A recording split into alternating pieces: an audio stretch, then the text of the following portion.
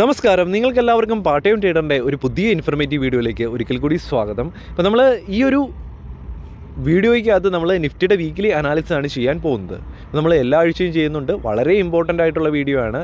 നിങ്ങളൊരു സ്റ്റോക്കിൽ invest ചെയ്യുവാണെങ്കിലും mutual ഫണ്ടിൽ ഇൻവെസ്റ്റ് ചെയ്യുവാണെങ്കിലും അല്ലെങ്കിൽ സ്വിംഗ് ട്രേഡിംഗ് ചെയ്യുവാണെങ്കിലും മറ്റേതെങ്കിലും ട്രേഡിംഗ് മെത്തേഡ്സ് യൂസ് ചെയ്യുന്നവരാണെങ്കിലും നമ്മുടെ ഈ NSEയുടെ ഇൻഡെക്സായ നിഫ്റ്റി ഏത് ഡയറക്ഷനിലാണ് ഇനി പോകാനുള്ള ഏറ്റവും കൂടുതൽ പോസിബിലിറ്റി എന്ന് കണ്ടെത്തുക, അതിനൊപ്പം തന്നെ നല്ല സപ്പോർട്ട് റീജിയൻസും നല്ല റെസിസ്റ്റൻസ് റീജിയൻസും കണ്ടെത്തി നമ്മുടെ ഐഡൻറ്റിഫൈ ചെയ്ത് മാർക്ക് ചെയ്ത് വെക്കുക. അപ്പോൾ നമുക്ക് നല്ല ഡിസിഷൻസ് എടുക്കാൻ സാധിക്കും, നല്ല എൻട്രീസും നല്ല എക്സിറ്റുകളും കണ്ടെത്താൻ സാധിക്കുന്നതായിരിക്കും. അപ്പോൾ നമ്മൾ ആദ്യമേ മന്ത്ലി വ്യൂ, അതിനുശേഷം അതിനേക്കാളും ചെറിയ വ്യൂ ആയ വീക്ക്ലി വ്യൂവിൽ നമ്മൾ നിഫ്റ്റിയുടെ ചാർട്ട് അനാലിസ് ചെയ്യാൻ പോവുകയാണ്. അപ്പോൾ നല്ല സപ്പോർട്ട് റീജിയൻസും നല്ല റെസിസ്റ്റൻസ് ലെവൽസും എല്ലാം ഈ വീഡിയോയിൽ ഡിസ്കസ് ചെയ്യാം. അപ്പോൾ വീഡിയോ മുഴുവനായിട്ടും കാണാൻ കൃത്യമായ ഇൻഫർമേഷൻ ലഭിക്കുന്നതിന് വേണ്ടി. അപ്പം നിങ്ങൾ ഈ ഒരു ക്യാൻഡിൽ സ്റ്റിക്ക് ഒന്നും കണ്ടിട്ട് മനസ്സിലാകുന്നില്ല, അല്ലെങ്കിൽ നമ്മൾ ട്രെൻഡ് ലൈൻസ് ഒക്കെ വരയ്ക്കുന്നതോ അല്ലെങ്കിൽ സപ്പോർട്ട് റെസിസ്റ്റൻസിനെ കുറിച്ചൊക്കെ ഡിസ്കസ് ചെയ്യുന്നത് എന്തിനെക്കുറിച്ചെങ്കിലും ഡൗട്ട്സ് ഉണ്ടെങ്കിൽ തീർച്ചയായിട്ടും നിങ്ങളൊരു ബിഗിനർ ആണെങ്കിൽ അവർക്ക് ഇൻവെസ്റ്റ് ചെയ്യാനും സ്റ്റോക്കിൽ ഇൻവെസ്റ്റ് ചെയ്യാനും മ്യൂച്വൽ ഫണ്ട് ഇൻവെസ്റ്റ് ചെയ്യാനും സ്വിംഗ് ട്രേഡിംഗ് ചെയ്യാനും ആവശ്യമായിട്ടുള്ള എല്ലാ ട്യൂട്ടോറിയൽസും ഇമ്പോർട്ടൻ്റ് ആയിട്ടുള്ള ട്യൂട്ടോറിയൽസ് മാത്രം ഒരു പ്ലേലിസ്റ്റ് ആയിട്ട് ഈ വീഡിയോയുടെ ഡിസ്ക്രിപ്ഷനിൽ കൊടുത്തിട്ടുണ്ട്. അവിടെ പോയി കണ്ട് മനസ്സിലാക്കാൻ സാധിക്കുന്നതായിരിക്കും. അപ്പോൾ മാർക്കറ്റിൽ വെൽത്ത് ജനറേറ്റ് ചെയ്യാൻ നമ്മൾ നല്ല നോളജ് ഗെയിൻ ചെയ്ത് വന്നിട്ടുണ്ടെങ്കിൽ മാത്രമേ നമുക്ക് നല്ലൊരു വെൽത്ത് ലോങ് ടൈമിൽ നേടിയെടുക്കാൻ സാധിക്കത്തുള്ളൂ. അപ്പം പെട്ടെന്ന് മാർക്കറ്റിലേക്ക് വന്ന് റിയലായിട്ട് നിങ്ങളുടെ മണിയൊക്കെ ഇൻവെസ്റ്റ് ചെയ്ത് എൻട്രീസ് എടുക്കുകയാണെങ്കിൽ തീർച്ചയായിട്ടും നിങ്ങൾക്ക് ഒരുപക്ഷെ 1-2 ദിവസമൊക്കെ പ്രോഫിറ്റ് ഉണ്ടായേക്കാം. അതിനുശേഷം ഫ്യൂച്ചറിലേക്ക് പോകുമ്പോഴത്തേനും നമുക്ക് ഒരുപാട് വലിയ നഷ്ടങ്ങൾ ഉണ്ടാകാനുള്ള പോസിബിലിറ്റീസ് ഉണ്ട്. അപ്പം പതിയെ നമ്മൾ പഠിച്ചെടുത്തതിന് ശേഷം മാത്രം റിയൽ മണി ഇട്ട് എൻട്രീസ് എടുക്കുക. അപ്പോൾ നമ്മൾ മന്ത്ലി വ്യൂവിലേക്ക് വന്നു.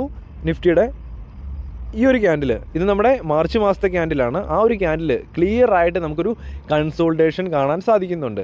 അപ്പോൾ നമുക്ക് കാണാൻ സാധിക്കും മാർക്കറ്റ് ആ ഒരു ഈ മാസത്തിൽ സ്റ്റാർട്ട് ചെയ്തെടുത്തുനിന്ന് മാർക്കറ്റിൽ മുകളിലേക്കും പോയി താഴോട്ടും വന്നു. ലാസ്റ്റ് എവിടെയാണോ സ്റ്റാർട്ട് ചെയ്തത് അവിടെ തന്നെ വന്ന് ക്ലോസ് ചെയ്യുന്നതായിട്ട് നമുക്ക് കാണാൻ സാധിക്കും.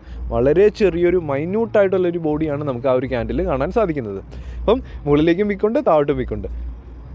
അപ്പോൾ ഈ ഒരു ക്യാൻഡിൽ നമുക്ക് മന്ത്ലി വ്യൂവിൽ ഈ ഒരു ക്യാൻഡിലിൽ നമുക്കൊരു ബുള്ളിഷ്നെസ്സോ ബീറിഷ്നെസ്സോ കാണാൻ സാധിക്കുന്നില്ല. പക്ഷേ നമുക്ക് ഇമ്പോർട്ടൻ്റ് ഉണ്ടായിട്ടുള്ള കാര്യം എന്ന് പറഞ്ഞു കഴിഞ്ഞാൽ ഡിസംബർ, ജനുവരി, ഫെബ്രുവരി 3 മാസമായിട്ട് കണ്ടിന്യൂസ് ആയിട്ട് മാർക്കറ്റ് താഴോട്ട് വന്നുകൊണ്ടിരിക്കുമായിരുന്നു. അപ്പം അതിനുശേഷം ഇങ്ങനൊരു കൺസോൾട്ടേഷൻ നടന്ന ഒരു മാസമായിരുന്നു, നല്ലൊരു കൺസോൾട്ടേഷൻ നടന്ന ഒരു മാസമായിരുന്നു മാർച്ച് മാസം. അപ്പം മാർച്ച് മാസത്തിൽ കൺസോൾട്ടേഷൻ നടന്നതായിട്ട് നമുക്ക് കാണാൻ സാധിച്ചു. ഒപ്പം തന്നെ നമുക്ക് ഈ ഒരു സപ്പോർട്ട് റീജിയൻ, ഇതൊരു നല്ല സപ്പോർട്ട് റീജിയനാണ് 16,800 എന്ന്. കാരണം ഇവിടുന്ന് മാർക്കറ്റ് മുകളിലേക്ക് പോയി ഫസ്റ്റ് സപ്പോർട്ട് എടുത്ത് മുകളിലേക്ക് പോയതാണ്. അപ്പം ഈ ഒരു സപ്പോർട്ട് റീജിയനിൽ നമുക്ക് ക്ലിയർ ആയിട്ട് ഒരു വന്ന് ടച്ച് ചെയ്ത് അവിടെ നിന്ന് ഒരു മുകളിലായിട്ടൊരു കൺസോൾട്ടേഷൻ നമുക്ക് ഈ ഒരു മാർച്ച് മാസം കാണാൻ സാധിച്ചു. അപ്പോൾ ഒരുപക്ഷെ ഈ ഒരു കൺസോൾട്ടേഷന് ശേഷം ഒരു അപ്സൈഡ് മൊമെൻറ്റം തന്നേക്കാം. അപ്പോൾ ആ ഒരു അപ്സൈഡ് മൊമെൻറ്റം എവിടം വരെ പോകും എന്നൊന്നും നമുക്കിപ്പോൾ പ്രിഡിക്റ്റ് ചെയ്യാൻ പറ്റത്തില്ല. അപ്പം ഒരുപക്ഷെ നെക്സ്റ്റ് റെസിസ്റ്റൻസ് ലെവലിൽ തട്ടിയിട്ട് വീണ്ടും താഴോട്ട് വന്നേക്കാം. അതല്ല, ഒരുപക്ഷെ ഇത് ഒരു മുകളിലേക്കുള്ള മൂവ്മെൻറ്റ് തരാനുള്ള പോസിബിലിറ്റീസും ഉണ്ട്. അപ്പോൾ അത് നമ്മൾ ചാർട്ടിൽ കണ്ട് മനസ്സിലാക്കണം. ഇപ്പോഴത്തെ നിലവിലത്തെ കണ്ടീഷനിൽ മാർച്ച് മാസത്തിൽ നല്ലൊരു കൺസോൾട്ടേഷൻ ആയിരുന്നു. നമുക്ക് വളരെ വലിയ ബുള്ളിഷോ ബീറിഷോ നമുക്ക് മന്ത്ലി ക്യാൻഡിൽ കാണാൻ സാധിക്കുന്നില്ല. നമുക്ക് നല്ലൊരു സപ്പോർട്ടിനോട് ചേർന്നാണ് നല്ലൊരു കൺസോൾട്ടേഷൻ കാണാൻ സാധിച്ചത്. അപ്പം ഇനി നമുക്ക് നിഫ്റ്റിയുടെ വീക്ക്ലി വ്യൂവിലേക്ക് വന്നു. ഇപ്പം ലാസ്റ്റ് നിഫ്റ്റി ക്ലോസിങ് വന്നിരിക്കുന്നത് 17,359 എന്ന പോയിന്റിലാണ്. അപ്പം നമുക്ക് ഈ ലാസ്റ്റ് വീക്കിലെ ഈ ഒരു ക്യാൻഡിൽ നമുക്ക് നല്ലൊരു ബോഡിയോടുകൂടി നല്ലൊരു ബുള്ളിഷ് ക്യാൻഡിൽ നമുക്ക് കാണാൻ സാധിച്ചു. അപ്പം മാർക്കറ്റ് 16,800 എന്ന റീജിയനിലേക്ക് എത്തിയിരുന്നു. അതിനുശേഷം അവിടെ നിന്ന് ഈ ഒരു അപ്സൈഡ് മൂവ്മെൻറ്റും തന്നു. അപ്പം പ്രത്യേകമായിട്ട് ഓർത്തിരിക്കേണ്ട ഒരു കാര്യം, നമ്മൾ കുറേ ആഴ്ചകളായിട്ട് മാസങ്ങളായിട്ട് ഈ ഒരു ചാനലിനെ കുറിച്ച് ഡിസ്കസ് ചെയ്യുന്നുണ്ട്. മാർക്കറ്റ് ഇവിടെ നിന്ന് മുകളിൽ പോയി ഈ ഒരു ചാനലിൻ്റെ മുകളിൽ ചെന്ന് കഴിയുമ്പോഴത്തേനും ഈ ഒരു അപ്പർ സൈഡിൽ ടച്ച് ചെയ്ത് കഴിയുമ്പോഴത്തേനും വീണ്ടും താഴോട്ട് വന്നു. പിന്നെ ഈ ഒരു ബോട്ടത്തിൽ ഇടിച്ച് കഴിയുമ്പോഴത്തേനും വീണ്ടും മുകളിലേക്ക്, പിന്നെ താഴോട്ട്, വീണ്ടും മുകളിലേക്ക്, താഴോട്ട്, മുകളിലേക്ക്, താഴോട്ട്. അപ്പം ഇവിടെ വീണ്ടും താഴോട്ട് വന്നു കഴിഞ്ഞപ്പോൾ നമ്മൾ കഴിഞ്ഞ വീക്കിലൊക്കെ ഡിസ്കസ് ചെയ്തപ്പോൾ പറഞ്ഞു അവിടെ നിന്ന് ഒരു ചെറിയൊരു ബുള്ളിഷ്നെസ് ഉണ്ടാകാനുള്ള പോസിബിലിറ്റീസ് ഉണ്ടെന്ന്. അതുപോലെ തന്നെ കണ്ടു മുകളിലേക്ക് ഒരു അപ്സൈഡ് മൊമെൻറ്റം തന്നു. അപ്പം ഈ ഒരു ചാനലിൽ എത്ര നാൾ ട്രേഡ് ചെയ്യുന്നോ അത്രയും നാൾ നമുക്കൊരു ബ്രേക്ക് ഔട്ടോ അല്ലെങ്കിൽ വലിയ മൂവ്മെൻറ്റ് നമുക്ക് എക്സ്പെക്റ്റ് ചെയ്യാൻ പറ്റത്തില്ല. അപ്പം ഈ ഒരു നല്ല ബുള്ളിഷ് ക്യാൻഡിലുണ്ടായി. ഒരുപക്ഷെ ഈ ഒരു റീജിയണിൽ ഈ ഒരു ചാനലിൻ്റെ മുകളിൽ പോയി റെസിസ്റ്റൻസ് എടുത്ത് വീണ്ടും താഴോട്ട് വന്നേക്കാം. അപ്പം അത് ബ്രേക്കൗട്ട് തരുന്നുണ്ടോ എന്ന് നമ്മൾ നോക്കേണ്ടതായിട്ടുണ്ട്. അപ്പം അത് നമുക്ക് ആ ഒരു ചാനലൊക്കെ നമുക്കൊരു നല്ലൊരു വീക്ക്ലിയിൽ ഈ ഒരു ചാനലിനൊക്കെ മുകളിൽ നല്ലൊരു ബ്രേക്കൗട്ട് തന്നിട്ടുണ്ടെങ്കിൽ നമുക്ക് പറയാൻ സാധിക്കും ലോങ് ടൈമിൽ വളരെ വലിയൊരു അപ്സൈഡ് റാലി നമുക്ക് സ്റ്റാർട്ടിങ് ആയി എന്ന്. ഇപ്പോഴത്തെ നിലവിലത്തെ കണ്ടീഷനിൽ നമുക്ക് വീക്ക്ലി വ്യൂവിൽ ഒരു ബുള്ളിഷ്നെസ് കാണാൻ സാധിക്കുന്നുണ്ട്. അപ്പം അത് എത്രമാത്രം വളരെ വലിയ മൊമെൻറ്റം തരാൻ സാധിക്കുമോ എന്ന് നമുക്ക് കണ്ട് മനസ്സിലാക്കേണ്ടതായിട്ടുണ്ട്.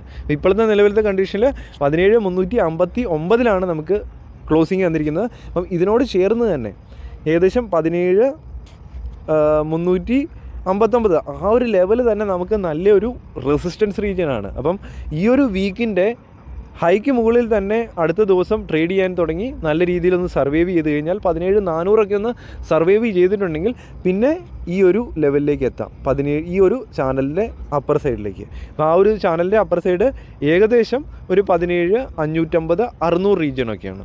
17,550-600 റീജിയനൊക്കെ. അപ്പം അത് നല്ലൊരു റെസിസ്റ്റൻസ് ആയിട്ട് ആക്ട് ചെയ്യാനുള്ള പോസിബിലിറ്റി ഉണ്ട്. അതിന് മുകളിലുള്ള നല്ല റെസിസ്റ്റൻസ് റീജിയനാണ് നല്ലൊരു റെസിസ്റ്റൻസ് റീജിയനാണ് 17,800, 17,750, 17,800 നല്ല രീതിയിൽ സപ്പോർട്ട് എടുത്തിട്ടുണ്ടായിരുന്നു. അതുപോലെ തന്നെ ഇവിടെ സപ്പോർട്ട് എടുത്തു, വീണ്ടും റീടെസ്റ്റ് ചെയ്ത് താഴോട്ട് വന്നു. അപ്പം നല്ലൊരു സപ്പോർട്ട് റീജിയനാണ് 17,750, 800. അപ്പം എപ്പോഴും ഒരു കാര്യം ഓർത്തിരിക്കുക, ഈ ഒരു റീജിയണിൽ നിന്ന് ഒരു അപ്സൈഡ് മൂവ്മെൻറ്റ് ഉണ്ടാകാനുള്ള പോസിബിലിറ്റി ഉണ്ട്. നമ്മൾ വീക്കിലിയിലെ ക്യാൻഡിൽ കണ്ട് മുകളിലേക്ക് പോകുമ്പോഴത്തേനും നമ്മൾ ഈ ഒരു ചാനലിൻ്റെ അപ്സൈഡ് അതുപോലെ തന്നെ ഈ ഒരു റേഞ്ച് 17,800 മുകളിൽ നമുക്ക് വീക്കിലിയിൽ നല്ലൊരു ബോഡിയോട് കൂടി നല്ലൊരു ക്യാൻഡിൽ ഫോം ചെയ്തിട്ടുണ്ടെങ്കിൽ നമുക്ക് ഒരു ചെറിയൊരു എക്സ്പെക്റ്റേഷൻ ഉണ്ട്. നമുക്കൊരു എക്സ്പെക്റ്റേഷൻ എന്ന് പറയുന്നത് ഒരുപക്ഷെ ഈ ഒരു ചാനലിന് ബ്രേക്കൗട്ട് തന്നു എന്ന് നമുക്കൊന്ന് ചെറിയ രീതിയിലൊന്ന് എക്സ്പെക്റ്റ് ചെയ്യാം. അതിനുശേഷം കണ്ടിന്യൂസ് ആയിട്ട് മുകളിലേക്കുള്ള മൊമെൻറ്റ് തരാനുള്ള പോസിബിലിറ്റി ഉണ്ട്. അതല്ല ഇവിടെ പോയി റിവേഴ്സലാണ് ഉണ്ടാകുന്നതെങ്കിൽ നമുക്ക് ഫസ്റ്റ് കിട്ടുന്ന സപ്പോർട്ട് എന്ന് പറയുന്നത് 16,800 ഇമ്പോർട്ടൻറ്റ് സപ്പോർട്ടാണ്. അത് ബ്രേക്ക് ഡൗൺ തന്നിട്ടുണ്ടെങ്കിൽ നമ്മൾ നെക്സ്റ്റ് ലെവലിലേക്ക് പോകണം, 16,450 എന്ന റീജിയനിലേക്ക് വരും. അപ്പോൾ ഞാൻ വിചാരിക്കുന്നു നിങ്ങൾക്ക് കൃത്യമായിട്ട് മനസ്സിലായെന്ന്. ഇങ്ങനെയുള്ള മാർക്കറ്റിലെ കറക്ഷൻ ഉണ്ടായി കഴിയുമ്പോൾ നിങ്ങൾ ഒരു ബിഗിനർ ആണെങ്കിൽ നിങ്ങൾ ചെയ്യേണ്ടതെന്ന് പറഞ്ഞു കഴിഞ്ഞാൽ മ്യൂച്വൽ ഫണ്ടിൽ നിങ്ങൾ കുറേശ്ശെ എമൗണ്ട് ആഡ് ചെയ്യുക. നല്ല മ്യൂച്വൽ ഫണ്ട് കണ്ടെത്തുക. പാസീവ് ഫണ്ട്സ് ഉണ്ട്, ആക്റ്റീവ് ഫണ്ട്സ് ഉണ്ട്. പാസീവ് ഫണ്ട്സ് എന്ന് പറയുമ്പോഴത്തേനും നമുക്ക് അധികമായിട്ട് ഫണ്ട് മാനേജറിന് അധികമായിട്ട് ഇൻവോൾവ്മെൻറ്റ് ഇല്ലാത്ത ഫണ്ട്സാണ് പാസീവ് ഫണ്ട്സ്. പാസീവ് ഫണ്ട്സിൻ്റെ അകത്ത് വരുന്നതാണ് Nifty 50 fund, Nifty 50 index fund, Nifty next 50 index fund. അപ്പം ബാക്കിയുള്ള സെക്ടോറിയൽ ഫണ്ട്സ് ഉണ്ട്.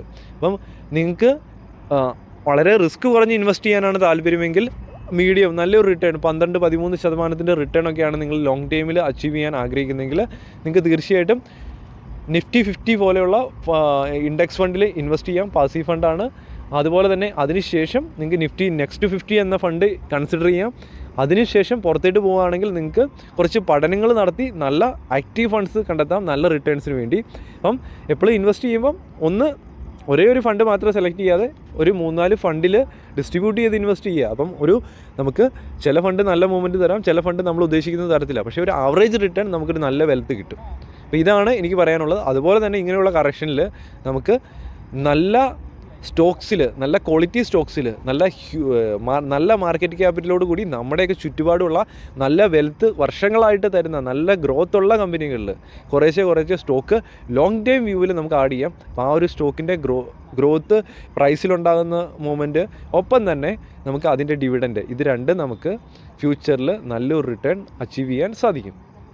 അപ്പോൾ ഇതാണ് എനിക്ക് പറയാനുള്ളത്. ഈ വീഡിയോ ഇഷ്ടപ്പെട്ട് കഴിഞ്ഞാൽ ലൈക്ക് ചെയ്യുക, ബാക്കിയുള്ളവരോട് ഷെയർ ചെയ്യുക. അപ്പോൾ നിങ്ങൾക്ക് മ്യൂച്വൽ ഫണ്ടിലോ അല്ലെങ്കിൽ സ്റ്റോക്സിലോ ഇൻവെസ്റ്റ് ചെയ്യാൻ വേണ്ടി ഏറ്റവും നല്ല പ്ലാറ്റ്ഫോംസാണ് ഒന്ന് സെറോദ, രണ്ടാമത്തത് അപ്സ്റ്റോക്സ്. അപ്പോൾ ഇത് രണ്ടും നമ്മുടെ ഏറ്റവും കൂടുതൽ ആക്റ്റീവ് ക്ലയൻസോട് കൂടി വർഷങ്ങളായിട്ട് നമ്മുടെ മാർക്കറ്റിൽ മുമ്പോട്ട് പോകുന്ന നല്ല ബ്രോക്കേഴ്സാണ്.